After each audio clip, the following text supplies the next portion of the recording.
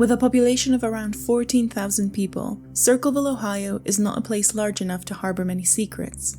Located approximately 25 miles south of Columbus, it houses manufacturing businesses, the Ohio Christian University, and a water tower painted like a pumpkin. The city has a sense of intimacy among residents, where everyone knows their neighbors.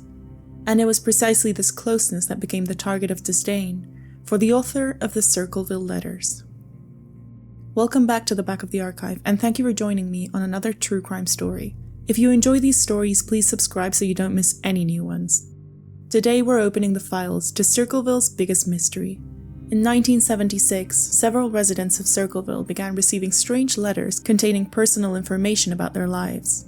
The anonymous letters were sent to residents, local businesses, government offices, and others, threatening to reveal the recipient's darkest secrets or worse.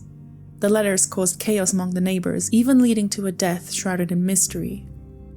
While the author of these letters remains anonymous today, the commotion they caused still lingers in the air of this small town in Ohio. So join me as we dive into the unsolved mystery of the Circleville letters. In the summer of 1976, Mary Gillespie received a letter postmarked from Columbus with no signature or return address. The letter claimed that Mary was having an affair with the Westfall School District Superintendent, Gordon Massey, and warned her to stop. "I know where you live," one of the warnings said. "I've been watching your house, and I know you have children. This is not a joke, please take it seriously." Soon, her husband Ron also began receiving letters, demanding that he bring that information to the school board or risk being killed. Mary assured Ron that the accusation was false, and they decided to remain silent and hope that the letter's author would stop. But the person didn't. Within weeks, more threats arrived, this time warning that if Mary didn't end the affair, it would be broadcast on the radio and advertisements. At that point, the Gillespies decided to disclose the harassment to their family. They told Karen, Ron's sister, and her husband Paul Freshour, an employee at a local plant who had once been a prison guard and had survived a harrowing 30-hour hostage experience when inmates briefly took control of the Ohio State Penitentiary in August of 1968. Speaking with the Freshours, Mary mentioned that she had a suspect in mind, David Longberry, a bus driver who had once cut her off in traffic. She thought perhaps Longberry wanted to taunt her. It was agreed that Paul would write a letter to Longberry to let him know that the Gillespies knew what he was up to, and that he should stop immediately. And for a moment, the letter stopped. But then, something worse came up.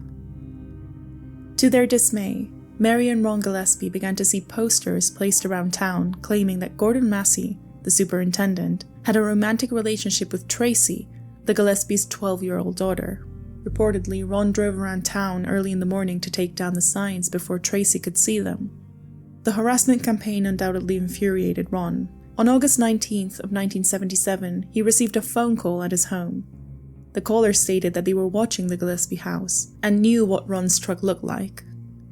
Ron, furious, told his family that he believed he recognized the caller's voice and rushed out the door with the intention of confronting them, even bringing his gun with him.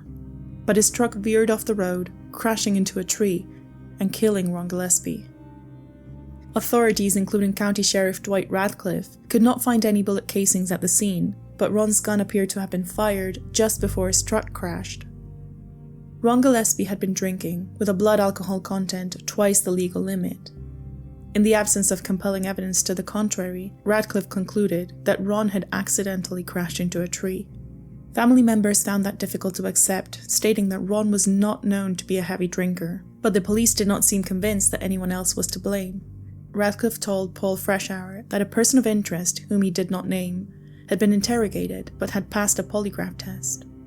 Very soon, more letters began to arrive, this time to other residents in Circleville and its surroundings, suggesting that Radcliffe was involved in some kind of cover-up regarding Ron's death, and that Mary and Gordon Massey were responsible for killing him.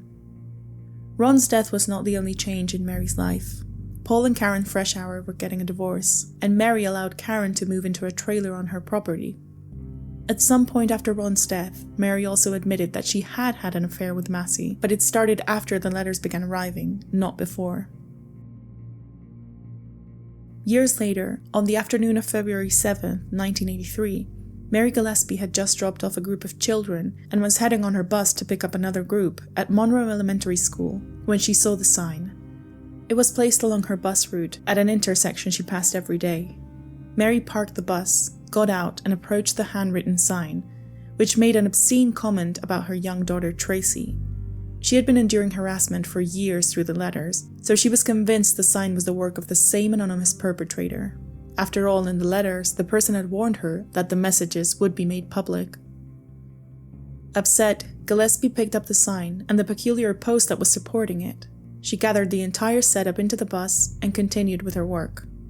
That night, when she inspected the sign more closely, she opened a small container on the post. Inside, there was a .25 caliber pistol. With the sign as a new lead, authorities began trying to trace the ownership of the firearm. The serial number had been filed off, but they were able to secure enough information to identify the owner. In doing so, it seemed likely that the owner of the gun would also be the person behind the letters. And surprisingly, the gun belonged to Paul Freshour. Both Mary Gillespie and the police were perplexed. Throughout the investigation during his eventual criminal trial, nobody could explain exactly what motivated Freshour to threaten his in-laws. And although Freshour maintained his innocence and claimed his gun had been stolen, the evidence against him was hard to ignore. After being released on a $50,000 bond, Freshour voluntarily checked himself into the Riverside Hospital Mental Health Center because he wanted to be examined, possibly to assist with an insanity plea. Later, a co-worker testified that Freshour had bought the gun from him for $35, while personal records show that Paul had taken the day off work on February 7th, the same day Mary discovered the sign with the package. But even more compelling was the fact that handwriting samples had been taken from Freshour's employment file, and handwriting experts found they were a match to 391 of the letters and 103 of the postcards sent to the Gillespies and other local residents. In total, more than 1,000 letters had been sent throughout southern Ohio, many of them complaining about political corruption. Some even contained arsenic. Freshour admitted to buying the gun but claimed he didn't know what happened to it. He also said that Radcliffe had simply asked him to try to copy samples of the offensive letters, which resulted in a handwriting match. Paul Freshour was tried in October of 1983. The jury took only 2.5 hours to render a guilty verdict on the charge of attempted murder with a firearm that was in Freshour's possession or under his control, and although he was not formally charged with writing any of the letters, 39 of them were admitted as evidence. Judge William Ammer sentenced him to between 7 and 25 years, plus an additional 3 years for possessing a firearm during the crime. The Circleville mystery didn't end there, though. Even when Freshour was incarcerated, sometimes even in isolation, the letters continued to arrive for residents. Freshour himself even received one, taunting him after he concluded a parole hearing that didn't grant him early release. Who hated Paul enough to try to get him into trouble? Freshour's lawyer asked the jury during his trial. Who stands to profit financially if Paul is convicted and goes to prison? As the Circleville letters persisted with Paul behind bars, suspicion turned to his ex-wife Karen Sue. The Freshour marriage appeared strained. Divorce filings in Columbus included allegations made by Karen that Paul was physically abusive and prone to violent outbursts. Perhaps Karen, bitter over a divorce that ended with Paul receiving custody of their children, had set a trap to incriminate him. A decade passed and the Circleville letters mystery only deepened. In December of 1993, the Unsolved Mysteries crew went to Circleville to investigate, and the show also received an anonymous letter. Forget Circleville, Ohio. If you come to Ohio, UL sickos will pay. It was signed The Circleville Writer.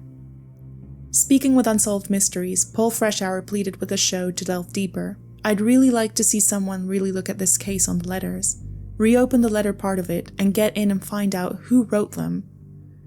Then, in 1994, the same year Freshour was released from prison on parole, all of the letters mysteriously stopped arriving in Circleville mailboxes. So who wrote the Circleville letters? Although forensic examination revealed similarities between his handwriting and the anonymous letters, Paul Freshour went to his grave swearing that he did not write them. Decades after the final letters, the writer's identity has never been conclusively proven, and the local sheriff's office closed the case. It's safe to say that the mystery of the Circleville letters may never be solved. Thank you for watching this video. I hope you enjoyed this story, and if you did, please subscribe and give this video a like. You're also welcome to discuss the case in the comments, as long as you keep a respectful attitude towards any victims. I appreciate you being here, and I hope to see you in the next video.